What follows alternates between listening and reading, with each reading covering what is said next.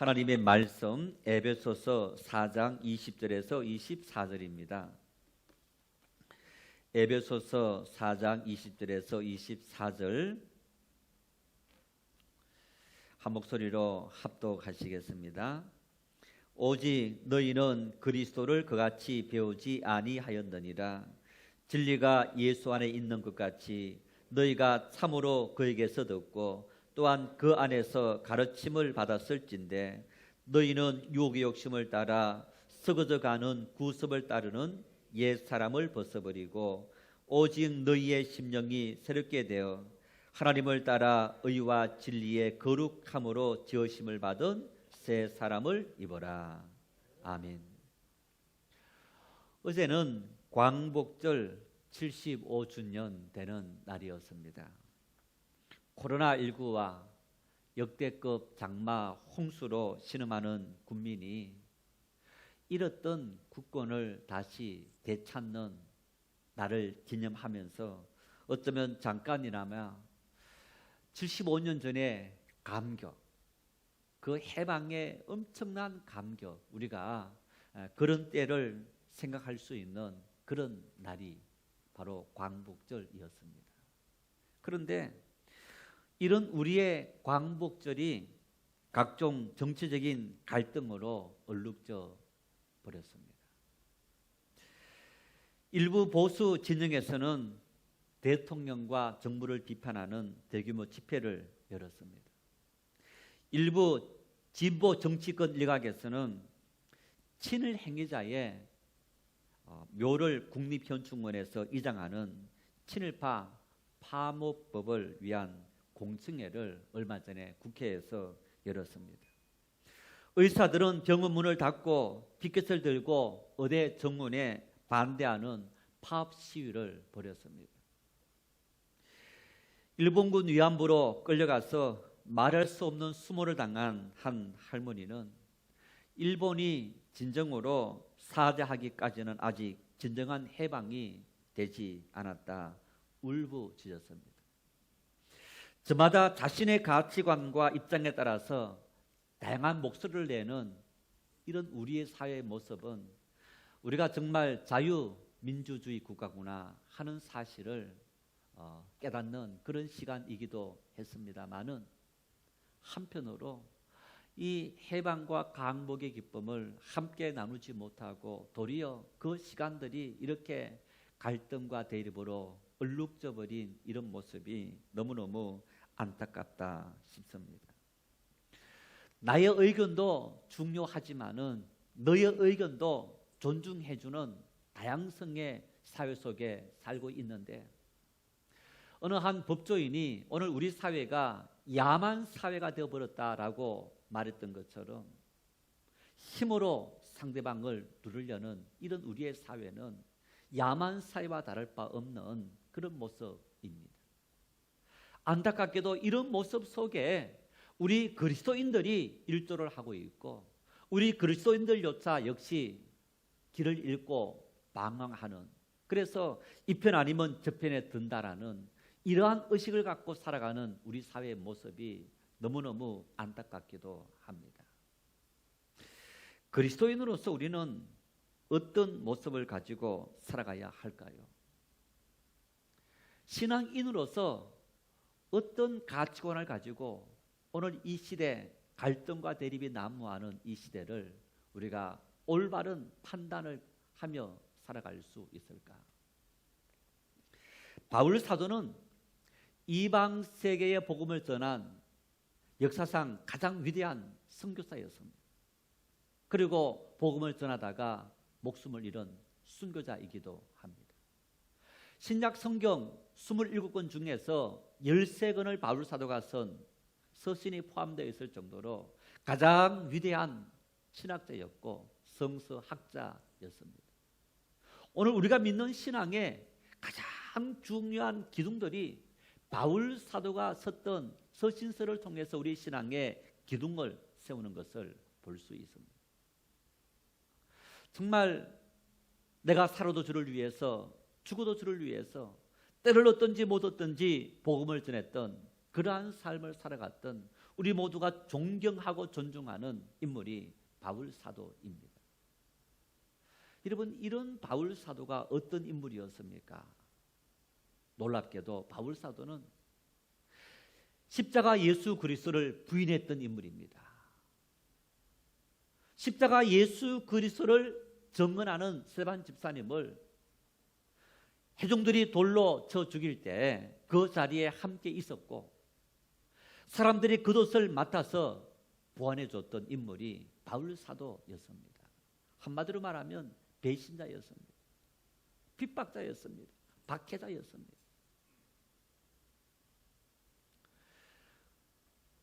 스데반 집사님의 후손들이 바울 사도를 받아들일 수 있을까? 받아들여야 할까? 거부해야 될까?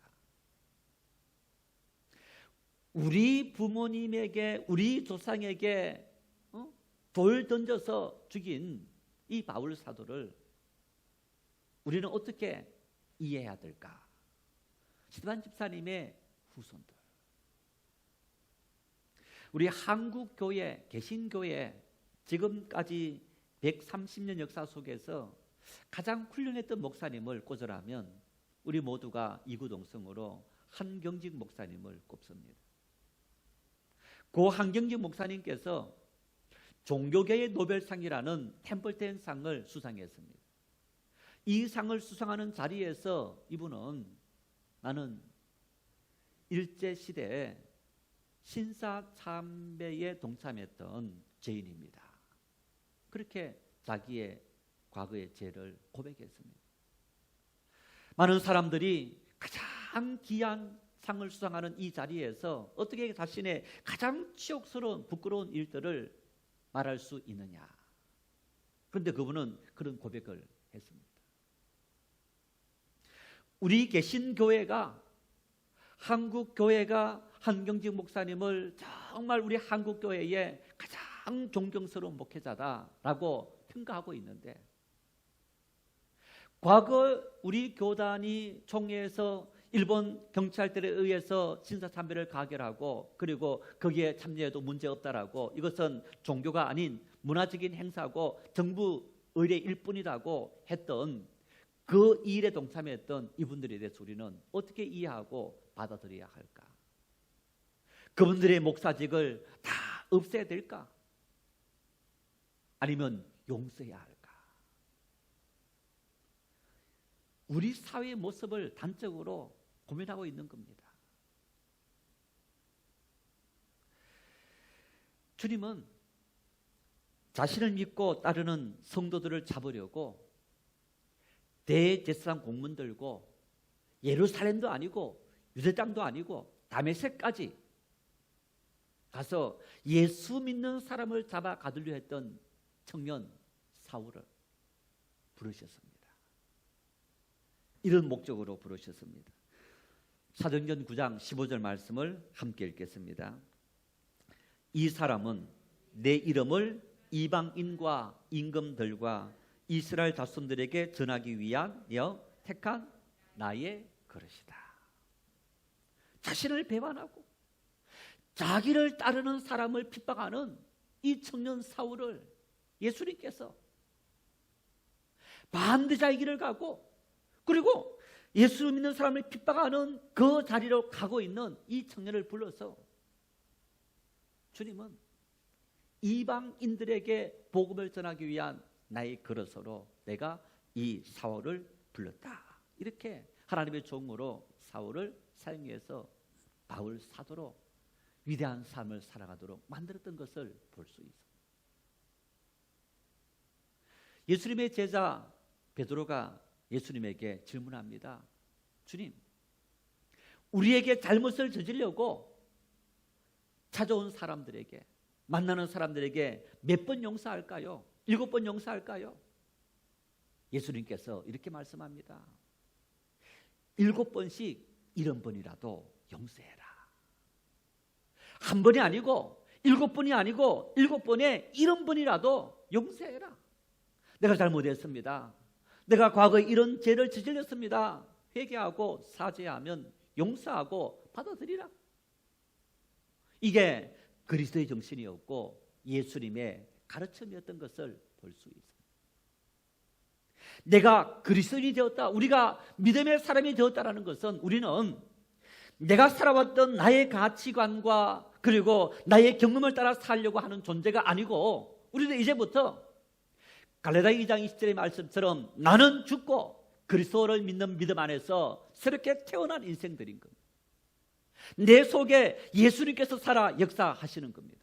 우리는 그러한 삶을 살아가야 되고, 우리는 그러한 주장을 하고 그런 행동을 하고 그런 말을 하며 살아가야 될 존재들이 바로 그리스도인들인 겁니다. 오늘 이 사회 속에서 우리 그리스도인들이 우리가 그런 삶을 살아가고 있느냐, 용서하고 있느냐, 우리가 있는 곳곳마다 용서와 사랑이 실천되어지면서 우리가 갈등을 일으키는 그런 존재가 아니고 평화를 만들어내고 화목을 만들어내는 그러한 삶을 살아가고 있느냐, 함께 고민해 봐야 할 겁니다. 어떻게 하면 정포가는 갈등, 갈수록 우리의 사회에 갈등이 정포하고 있는 이 땅 속에서 갈등이 아니라 평화를 만들어낼 수 있는 그런 삶을 살아갈 수 있을까? 바울 사도는 본문 20절에 이렇게 권면합니다. 함께 읽겠습니다. 오직 너희는 그리스도를 그같이 배우지 아니하였느니라. 너희는 배웠다는 거예요. 너희는 배운 대로 살아가라는 겁니다. 너희가 어떻게 배웠느냐? 너희는 평화를 만들어내고 사랑을 만들어내고 일치를 만들어내는 그런 가르침을 배웠다는 거예요. 바울 사도는 이 에베소 교회, 바울 사도의 사역 중에서 가장 긴 시간, 가장 정성을 들여서 힘을 다해 가르쳤던 곳이 바로 에베소 교회였던 것을 봅니다.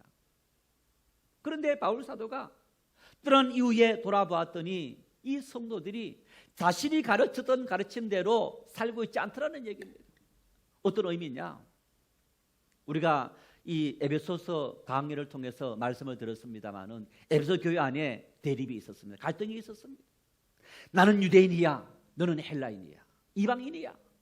나는 할례파야, 너는 무할례파야.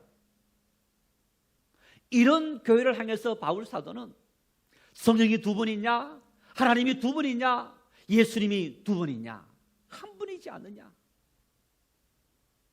한 분이신 하나님께서, 한 분이신 성령께서, 하나님 한 분이신 예수님께서 우리에게 한 복음을 가르쳤는데 어떻게 너희가 두 복음, 세 복음을 가지고 살아가고 있느냐?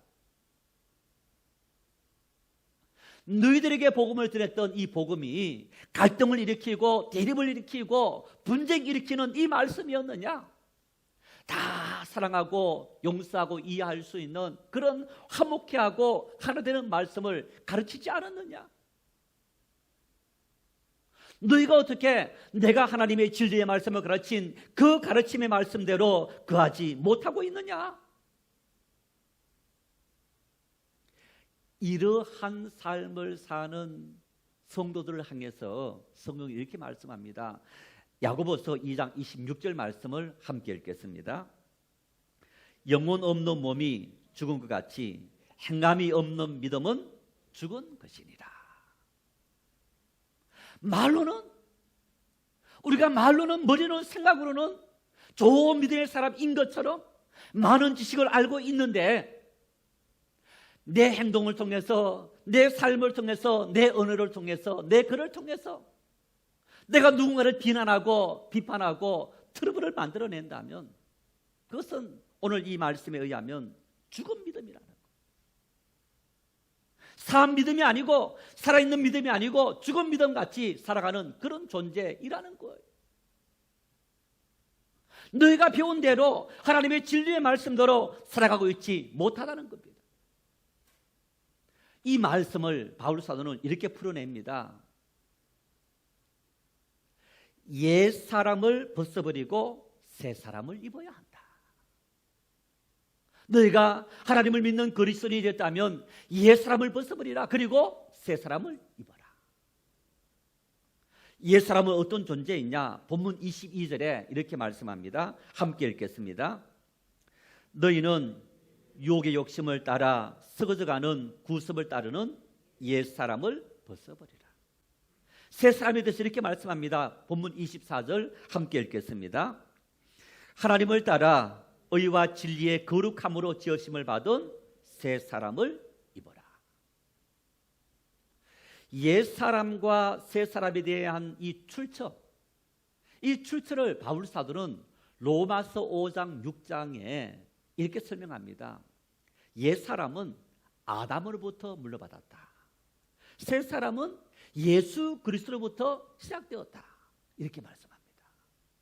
만일 우리가 옛사람 안에 거하고 있다면, 옛사람으로 따라 살아가고 있다면 우리의 삶은 아담으로부터 물려받은 죄성, 하나님을 떠난 죄성, 그 죄성을 물려받아 살아가는 그런 존재가 되었고, 예수 그리스도를 따라 살아간다면 우리는 새 사람이 대한 그런 삶을 살게 되었다.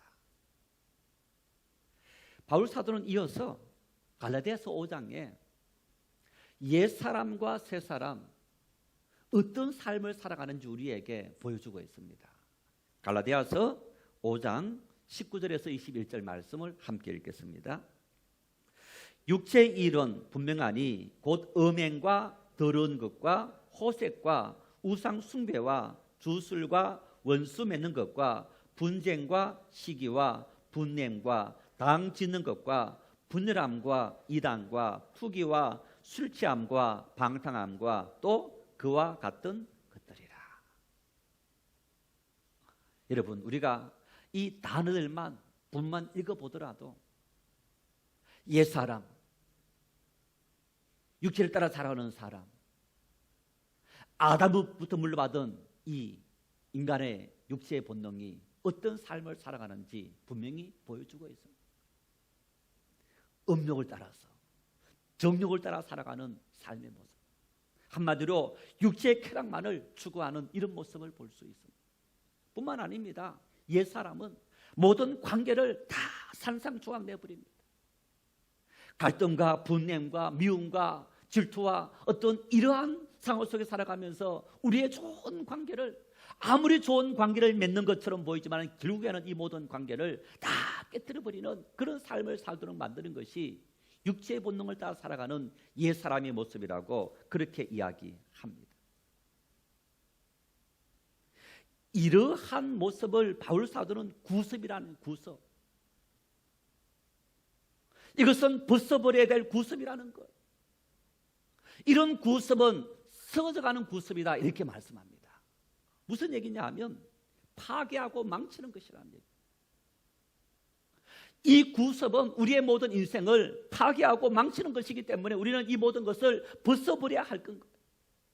그런데 그리스도 안에서 새 사람이 되어야 될 우리 인생들이 이 모든 것을 아직까지도 벗어버리지 못하고 그 모든 것을 부여잡고 살아가고 있더라는 겁니다.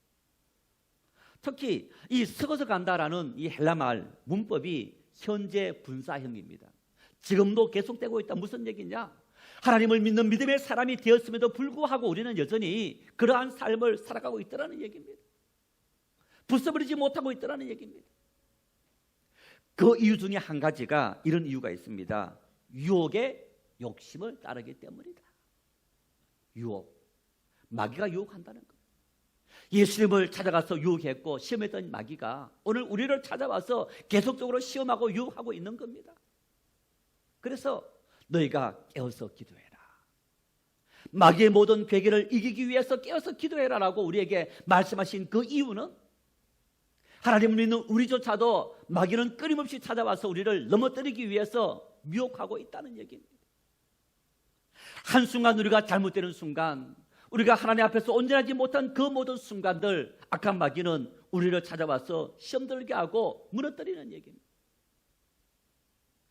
이러한 유혹이 있기 때문에 우리는 새 사람을 입지 못하고 계속적으로 옛 사람 속에 살아가는 그러한 모습이 우리들의 삶의 모습이 되어져 버렸다. 반면에 새 사람, 우리가 입어야 될 새 사람, 우리가 새롭게 살아야 될 새 사람은 어떤 삶을 따라 살아가느냐? 성령의 인도함을 받으라. 성령의 인도함을 받는 것이 어떤 삶이냐? 갈라디아서 5장 22절 23절 함께 읽겠습니다. 오직 성령의 열매는 사랑과 희락과 화평과 오래 참음과 자비와 양성과 충성과 온유와 절제니 이 같은 것을 금지할 법이 없느니라. 성령의 9가지 열매입니다. 여러분, 읽은 9가지 이 모든 것들이 어떤 내용들이냐? 나와 너의 관계성 속에서 함께 공동체에서 살아가는 모든 사람들이 너를 배려하고 너를 위해서 너의 행동에 대해서 다 참아주는 것. 이 내용들이 바로 성령의 9가지 열매 속에 다 들어있는 것. 인간은 홀로 사는 존재가 아니지 않습니까? 가족이 함께 살고 이웃과 함께 살고 교회 공동체에서 함께 살고 사회 구성원으로서 우리가 함께 살아가는 세상인 것.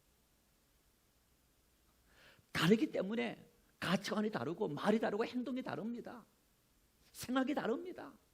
그런데 그 모든 것을 다 비판하고 비난하는 것이 아니라 참아주는 거예요. 받아들여주는 거예요. 이해해주는 것.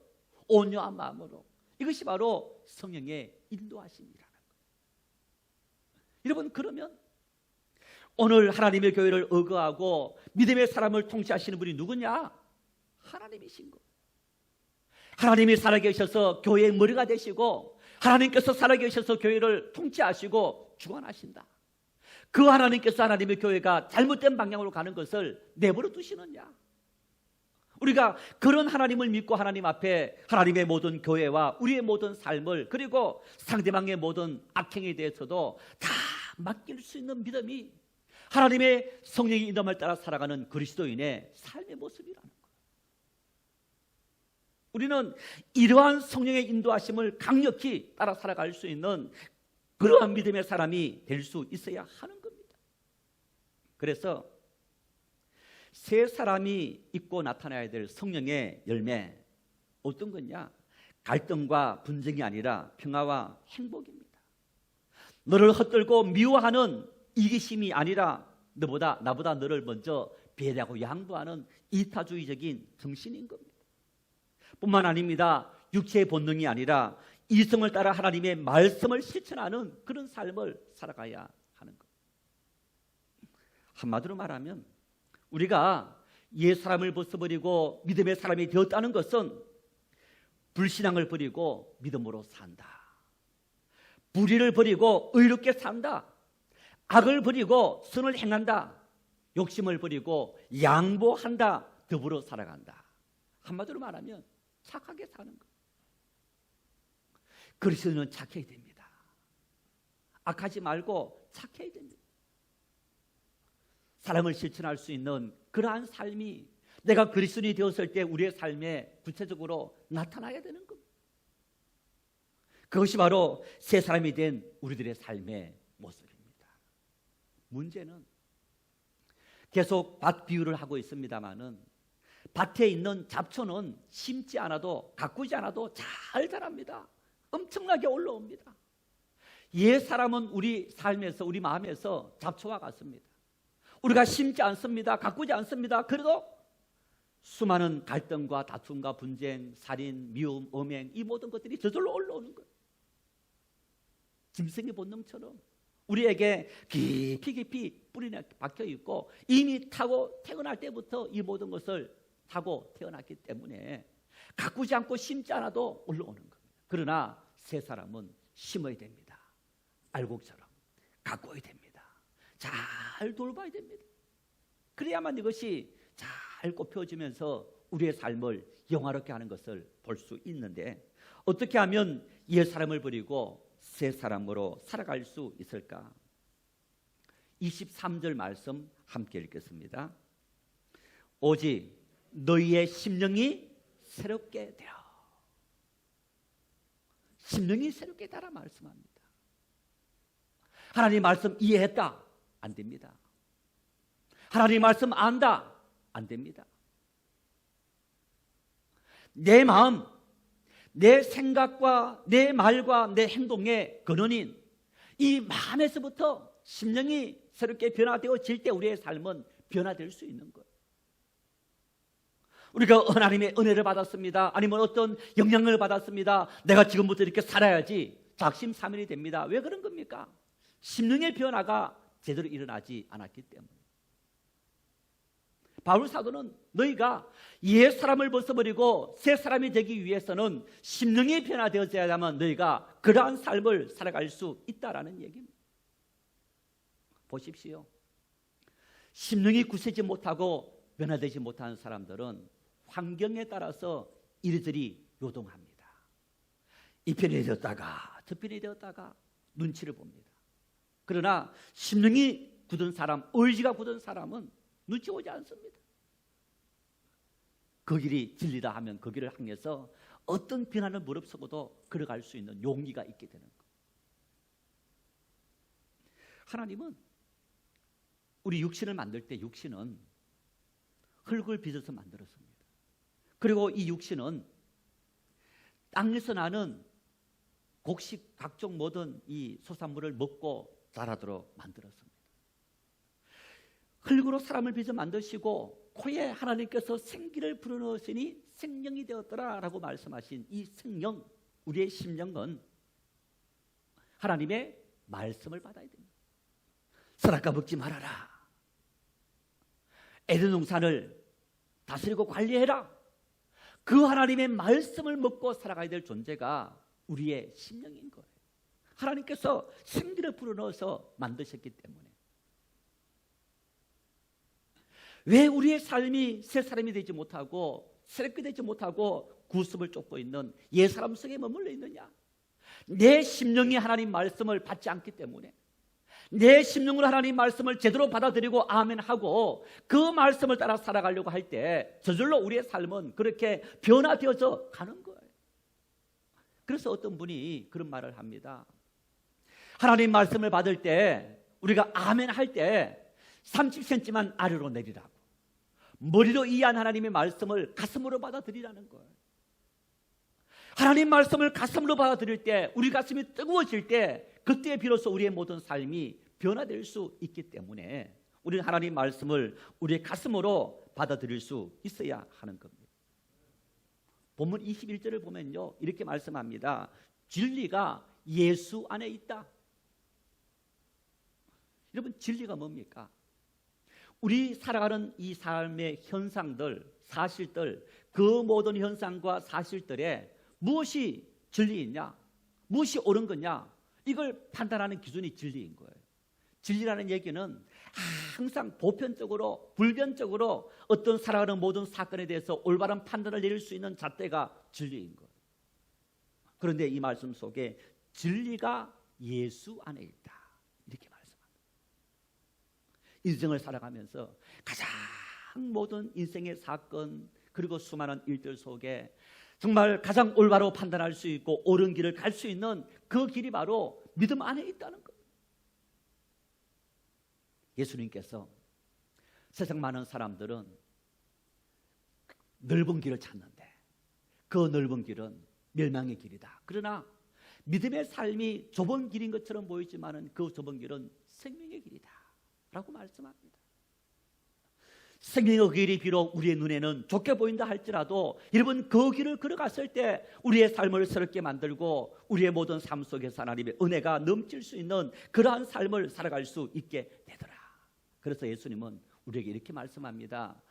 요한복음 15장 7절 말씀을 함께 읽겠습니다. 너희가 내 안에 거하고 내 말이 너희 안에 거하면 무엇이든지 원하는 대로 구하라. 그리하면 이루리라. 할렐루야. 무엇이든지 원하는 대로 구하라. 여러분, 이 무엇이든지라는 말이 무슨 얘기입니까? 모든 일을 의미하는 것. 우리를 향한 예수님의 구원의 말씀, 하나님의 구원은 전인적인 거예요. 어떤 특별한 일들만 구원하는 것이 아니고 우리가 태어나서 죽는 그 순간까지 우리가 살아가는 모든 삶의 영역 속에 하나님의 구원의 역사가 역사하신다는 사실을 믿으시기를 바랍니다. 그래서 무엇이든지 구하라고 한 거예요. 이것만 구해라라고 말씀하신 것이 아니라 우리의 삶에 고민하는 모든 문제를 다 구하라. 그러면 주님께서 들으시고 우리에게 은혜를 베풀어 주시리라고 약속하신 거예요. 뿐만 아닙니다. 바울 사도는 이렇게 고백합니다. 로마서 8장 2절 함께 읽겠습니다. 이는 그리스도 예수 안에 있는 생명의 성령의 법이 죄와 사망의 법에서 너를 해방하였습니다. 그리스도 예수 안에 있는 생명의 성령의 법이 오늘 우리를 올가매고 있는 이 모든 대립과 고통과 절망들에서 해방시켰다, 자유케 했다는 것. 얼마나 행복한 삶을 살 수 있습니까? 누군가를 미워하지 않고 대립하지 않고 사랑할 수 있는 마음. 한번 말씀을 드린 적이 있는데, 저는 목회하면서 하나님께 주신 은혜가 참 어떤 말을 해도 불쌍한 마음이 들도록 만들어서 사랑하고 용서하는 그 마음이 생기도록 하는 거예요. 성도들이 얼마나 다양합니까? 생각이 다양합니다. 여러분, 당나귀가 되어서 이런 소리 저런 소리 다 들려옵니다. 비판하는 소리와 어떤 또 반대하는 소리, 어떤 그런 많은 소리도 있을 겁니다. 그 모든 소리를 듣고 있으면서 누가 그런 말을 했는데 그 사람 보면서 마음에 계속 어떤 두고 보자 하는 마음을 갖고 있으면 어떻게 사랑할 수 있습니까?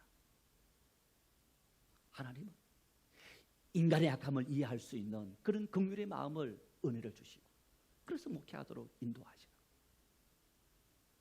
얼마나 놀라운 축복인지 이루 말할 수 없는 것.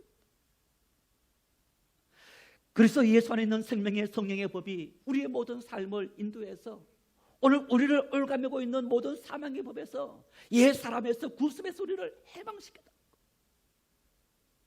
이것만으로도 우리는 인생을 행복하게 평화롭게 살아갈 수 있는 삶이 되었더라.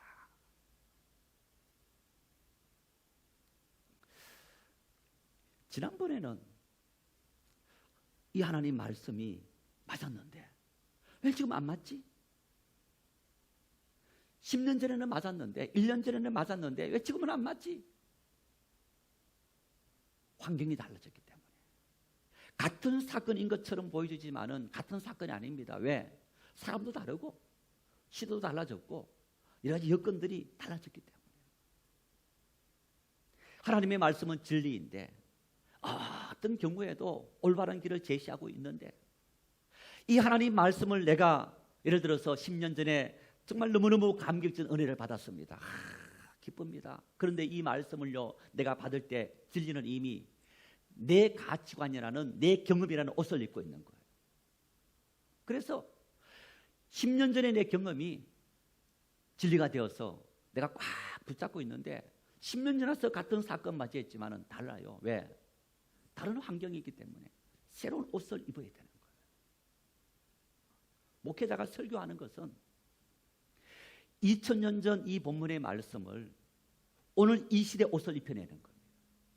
그 얘기는 오늘 우리가 살아가면서 하나님 말씀을 계속적으로 진리를 알기 위해서 노력하고 애를 써야 되는 이유는 뭐냐? 환경이 달라졌기 때문에, 상황이 달라졌기 때문에 계속적으로 그 시대마다 하나님 말씀을 알려고 노력하는 그런 모습을 보여야 돼요. 요즘 역사학자들이 말하는 역사를 보면요, 우리가 30년, 40년 전에 배웠던 국사하고 너무너무 달라졌어요. 관점이 달라졌어요. 사건은 똑같았는데 30년 전 썼던 학자들의 관점과 지금 학자들의 관점이 달라졌기 때문에 어쩌면 앞으로 20, 30년 후에는 또 달라질 수 있습니다. 관점이 달라지니까. 그래서 계속적으로 역사를 공부하는 겁니다. 알아가려고 노력하는 것. 우리가 하나님 앞에서 깨어있다는 것은, 하나님 말씀의 능력을 따라 살고 새 사람이 되어야 되는 것은 끊임없이 하나님 말씀으로 무장하는 일인데, 여러분 그 무장하는 일이 바로 진리인 예수 그리스도 안에서 예수님을 닮기 위해서 노력하고, 그리고 닮기 위해서 하나님의 말씀 앞에 끊임없이 우리를 비우는 작업들, 세우는 작업들, 알아가는 작업들을 우리가 해야만 하나님 앞에서 온전한 삶을 살아갈 수 있게 되더라. 성도 여러분, 오늘 이 시대에도 하나님은 이 시대의 주인이심을 믿으시기를 바랍니다. 하나님 이 시대에 주무시는 분이 아니시고, 이 시대는 하나님께서 과학의 시대이기 때문에 꼼짝 못하시는 분이 아니시고, 오늘 이 시대 하나님은 주인이시고 통치하시고 다스리시는 거예요. 그 하나님 앞에 하나님 말씀에 귀를 기울이고 하나님 말씀 앞에서 우리의 모든 삶을 비울 때 그 하나님의 능력이 임하며 우리가 이 모든 시험들을 능히 이기고 고난을 이기고 역경을 이길 수 있는 믿음의 삶이 될 수 있는 것. 그 하나님 의지하고 주어진 인생길 끝까지 믿음으로 걸어갈 수 있는 그런 믿음의 용사들이 될 수 있기를 바랍니다. 우리 한번 이 찬양을 함께 하십시다. 주님이 우리에게 어떤 분이신지, 하나님이 우리 인생에 어떤 분이신지 염려하지 말아라. 내가 너희 힘이 되고 내가 너희 능력이 된다.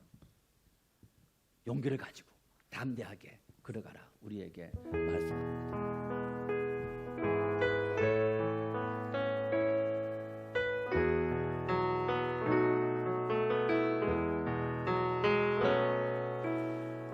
나의 등 뒤에서 나를 도우시는 주, 나의 인생 길에서 지치고 고나여 매일처럼 주저앉고 싶을 때 나를 밀어주시네. 일어나 걸어라. 내가 새 힘을 주리니. 일어나 너 걸어라. 내 너를 도우리. 나의 등 뒤에서 나를 도우시는 주, 평안히 길을 갈 때 보이지 않아도 지치고 고나여 넘어질 때면 다가와 손 내미시네. 일어나 걸어라. 내가 새 힘을 주리니. 일어나 너 걸어라. 내 너를 도우리. 나의 등 뒤에서 나를 도우시는 주, 때때로 뒤돌아보며 여전히 계신 주, 잔잔한 미소로 바라보시며 나를 재촉하시네. 일어나 걸어라.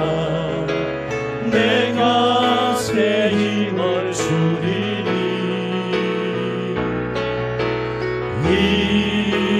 일어나 너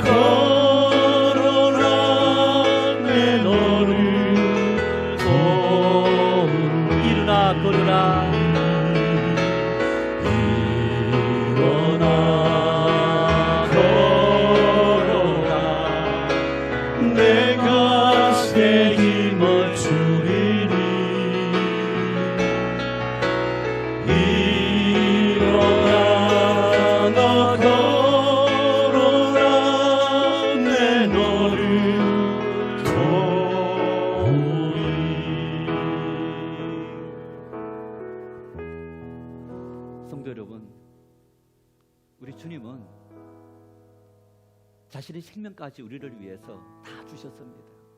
뭘 아끼겠습니까? 일어나면, 용기를 내면 하나님은 우리의 삶을 축복해 주시고 밀어주시고 인도해 주십니다. 우리가 선한 일을 하면 그 일들을 할 수 있도록 우리에게 능력을 주십니다. 우리가 사랑을 실천하고 섬김을 실천하며 살아가면 하나님은 그런 능력을 주셔서 우리를 통해 하나님의 뜻을 이루시는 분이십니다. 하나님은 우리 땅에 경제의 문제도 코로나의 문제도 아니라 새 사람이 필요합니다. 변화된 새 사람, 평화를 만들어내는 사람이 필요합니다. 하나님의 교회가 깨어서 하나님의 교회 땅에 평화를 만들어낼 수 있는 그런 교회 공동체가 될 수 있도록, 미랄처럼 희생해서 세상을 살릴 수 있는 그런 교회가 될 수 있도록 하나님이여 한국교회, 우리 정인교회 그런 교회 되도록 은혜를 주시고, 그래서 이 땅을 회복시켜 주십시오. 우리 한번 합심으로 함께 기도하십시다.